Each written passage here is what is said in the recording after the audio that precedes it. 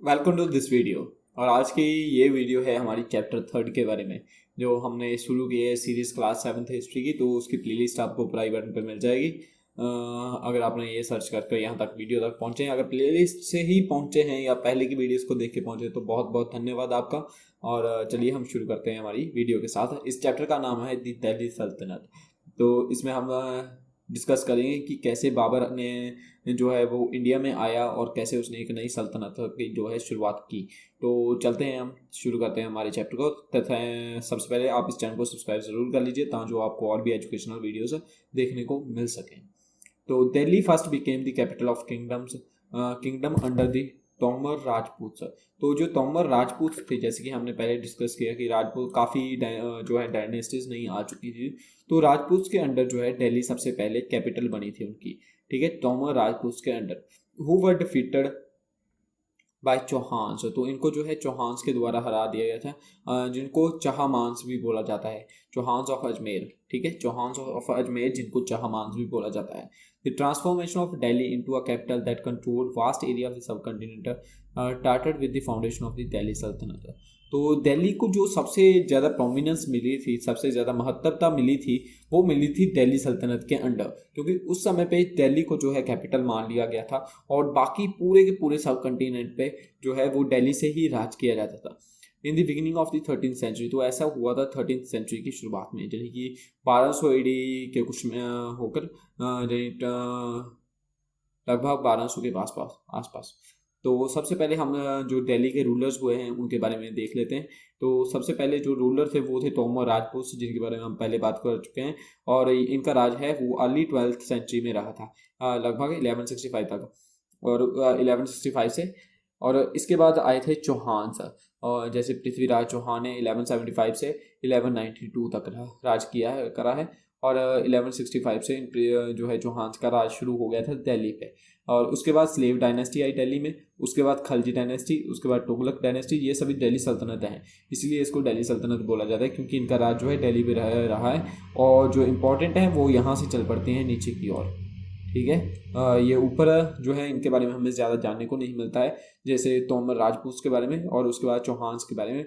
फिर आई जो है वो स्लेव डायनेस्टी, खलजी डायनेस्टी, उसके बाद तुगलक डायनेस्टी, और उसके बाद जो है सैयद डायनेस्टी, उसके बाद लोधी डायनेस्टी जो आखिरी थी। और इससे पहले मैं मिक्स कर गया, सॉरी, मैं बाबर कह गया कि बाबर के आने के बाद, लेकिन ऐसा नहीं हुआ था। बाबर तो लोधी डायनेस्टी के बाद आया था, तो मैंने मिस्टेकली बोल दिया है, तो प्लीज़ माफ़ करना।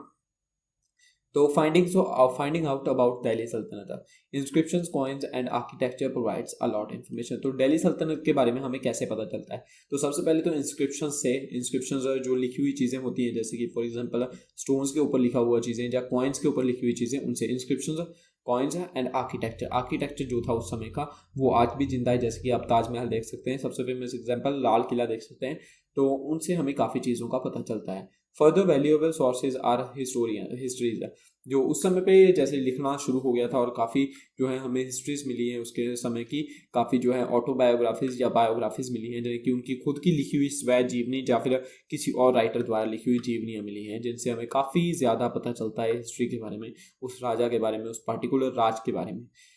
तो ये ज़्यादातर चीज़ें हैं जो पर्शियन में रिटन है, ठीक है, पर्शियन में लिखी गई हैं। The language of administration under the Delhi सल्तनत, तो दिल्ली सल्तनत के अंडर जो मेन लैंग्वेज रही है वो पर्शियन रही है।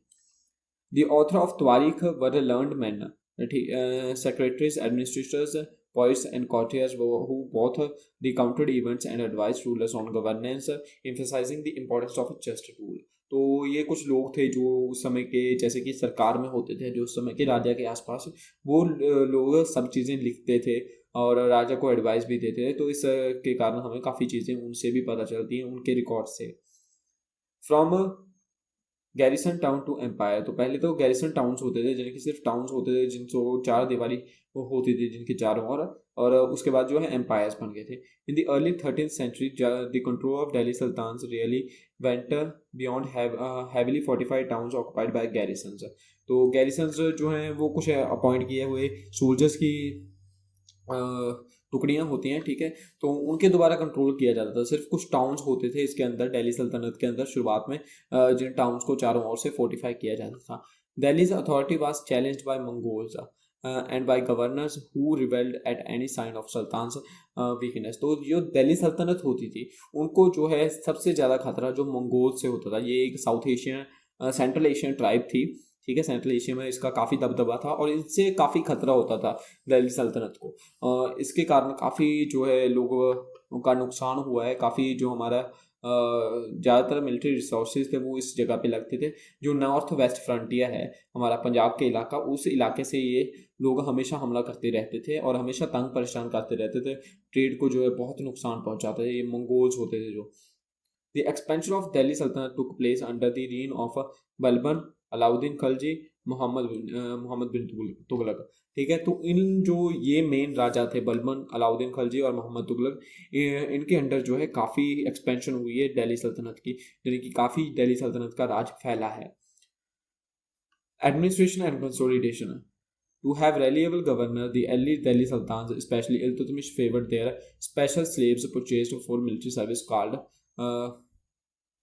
बंदागन इन पर्शियन। ठीक है, तो जो शुरुआत में दिल्ली सुल्तान जो थे वो अपने स्लेव्स के ऊपर काफ़ी भरोसा करते थे, यानी कि उनको ही काफ़ी इंपॉर्टेंट डिपार्टमेंट्स दिए जाते थे, उनको ही मिलिट्री का कार्यभार संभाला जाता था, वही मिलिट्री का सारा काम करते थे।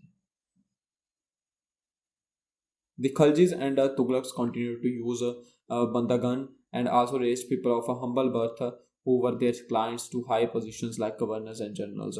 तो जो बंदगन्स यानी कि जो भी ये स्लेव्स को खरीदते थे और उनको काफ़ी हाई जगहों पर भी पहुंचा देते थे, उनको गवर्नर्स भी अपॉइंट कर दिया जाता था और बाद में वो स्लेव्स जो हैं वो राजा भी बने हैं।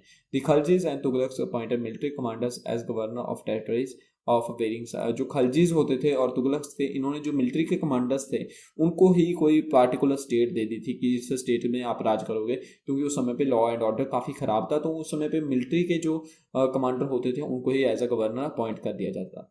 These lands were called इक्ता and their holders were called मुक्ति और इक्तदार। तो जो लैंड ऐसे दी जाती थी कमांडर्स को उसको इक्ता बोला जाता था और उस लैंड को होल्डर होता था जो उसको मुक्ति बोला जाता था, जिसके पास वो लैंड होती या इक्तदार भी कहा जाता था। The duty of muqti was to lead military campaigns and maintain law. तो उस समय पे जो भी मिलिट्री कैंपेन्स होते थे, अगर राजा को किसी के खिलाफ लड़ना है तो पूरी सेना जो है वो राजा की हेल्प के लिए जाएगी, उस इक्ता की उस इक्तदार या मुक्ति की सेना। ठीक है, in return muqtis collected the revenue of their assignments as salary. तो इसके बदले में जो मुक्तिज थे वो लैंड रेवेन्यू कलेक्ट करते थे अपने सैलरी के अकॉर्डिंग, यानी कि जो भी वो लैंड रेवेन्यू कलेक्ट करते थे वो उनके पास रहता था और उसका कुछ हिस्सा जो है वो सेंट्रल सरकार को जाता था।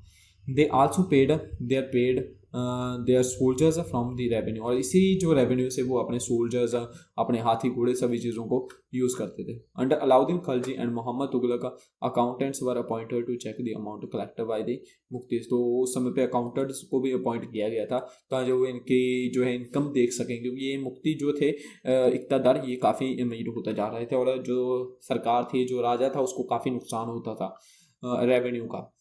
As Delhi Sultans brought the hinterland of the cities under their control, they forced the Samants and the rich landlord to accept their authority। तो जो सामंत थे ज़्यादा फेमस हो चुके थे, बड़े बड़े सामंत थे, तो जैसे जैसे दिल्ली सल्तनत बढ़ रही थी वैसे वैसे उन सामंत को भी अपने कब्जे के अंदर लिया जा रहा था। The attack of Mughals under Genghis Khan forced Khaljis and Tughlaqs to mobilize a large standing army in Delhi। तो चंगेज़ खान का जो अटैक हुआ था उसके कारण काफ़ी नुकसान हुआ था और जो उनकी आर्मी थी उसको काफ़ी घोड़ों के साथ लैस कर लिया गया था उसके बाद, ताकि वो एक जगह से दूसरी जगह इजीली मूव कर पाए। The Sultanate in 15th and 16th century, the Tughlaq, the Sayyid and the Lodi dynasty ruled from Delhi and Agra until 1526। तो 1526 तक जो है वो जो तुगलक, साइद एंड लोधी डायनेस्टीज हैं ये का जो है अपना राज करती रही हैं। लोधी डायनेस्टी थी 1526 में जब बाबर ने पानीपत में उसको हरा दिया था इब्राहिम लोधी को। Why then Jaunpur, Bengal, Malwa, Gujarat, Rajasthan and the entire South India has independent rulers who had established flourishing states and prosperous capitals। और उस वक्त तो जो साउथ इंडिया में ज़्यादातर स्टेट्स थी वो इंडिपेंडेंट हो चुकी थी, वो खुद के राज थे उनके, जैसे में बंगाल था, मालवा, गुजरात, राजस्थान, तो यहाँ पे अपने अपने उनके अलग अलग रूल्स थे। New ruling dynasties like the Afghans and Rajput also arose during the period. तो इस समय पे जो नई डायनेस्टीज थी जैसे अफगान्स और राजपूत वो भी काफ़ी प्रोमिनेंस में आ चुकी थी। इन 1526 मुगल्स एस्टेब्लिश्ड देयर एम्पायर दो for a brief period Suri dynasty ruled इन दिल्ली। तो जो मुगल्स हैं मैंने थोड़े समय के लिए इसमें कब्जा कर लिया था। In 1526 में Mughals established their empire, though for a brief period Suri dynasty ruled इन दिल्ली। जबकि उसके बीच में भी कुछ समय के लिए सूरी डायनेस्टी ने कब्जा कर लिया था, जो था शेरशाह सूरी। वो उसने जो है हुमायूं से राज्य छीन लिया था कुछ समय के लिए, और उसके बाद जो है हुमायूं का अपना राज्य वापस मिल गया था। This administration became the royal model for Akbar the Mughal.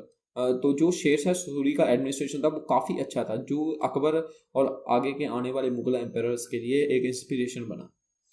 तो इसी के साथ ये था हमारा चैप्टर। तो ये चैप्टर खत्म होता है। तो thanks for watching this video, और आप अगर आपको प्लेलिस्ट चाहिए तो वो शो हो रही होगी। तो इसी के साथ थैंक्स फॉर वॉचिंग।